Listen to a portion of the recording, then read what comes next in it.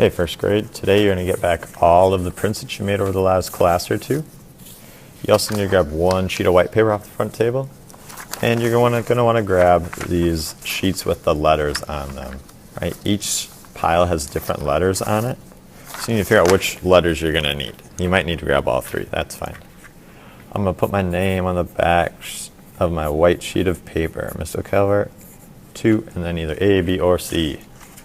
Flip it over, and the first thing I need to do is I need to pick out my 4 very best prints. And those are going to be the ones that get glued down to my background. You might want to use one of your rainbow prints. That's fine with me if you would like to use those on this part of the project. And I'm also going to figure out how I want these to be placed before I glue them down. So I'm going to do something like this. Next, I need to actually put some glue on them. Usually I ask you to put dots of glue, but because we're going to be cutting these up, I need to make sure I do a better job of gluing than that. So I'm actually going to do this kind of like frame around the edge, and then just a little squiggly mark going down the center. Because if I cut these up, they will fall apart if I do a bad job gluing.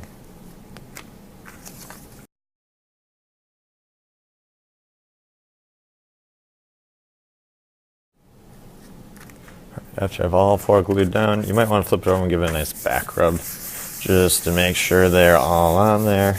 They're all going to stay flat. Now I need to figure out what kind of word I'm going to glue onto my background. So I think I'm going to use the word hope. So I need to find the letters that I'm going to use on my sheet of paper. Make sure you're spelling it right, because it's going to look really goofy if you do not spell it correctly. I'm going to cut these letters out. I'm actually going to cut out around the black edge.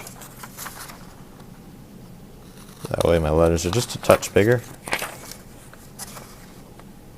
You'll also notice too that the letters are backwards depending on which letters you choose.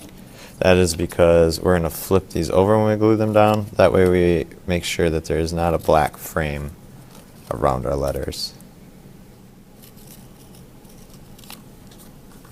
If you get a letter that has a part in the center of it, what you're going to do is you're going to gently fold it and just make a tiny snip.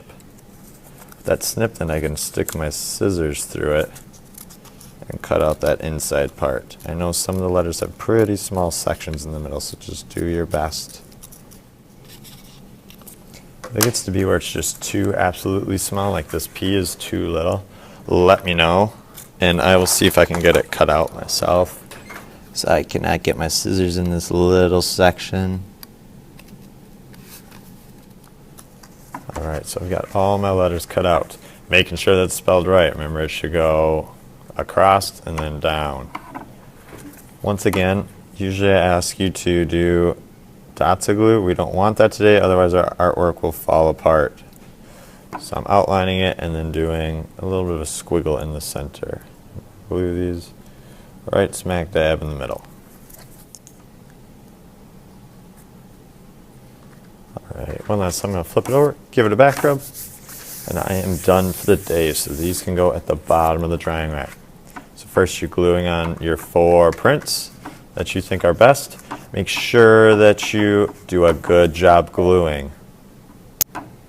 After I've done a good job gluing down my 4 prints, then I'm going to choose a 4-letter word, and I'm going to cut those out very carefully, and I'm going to glue those down as well.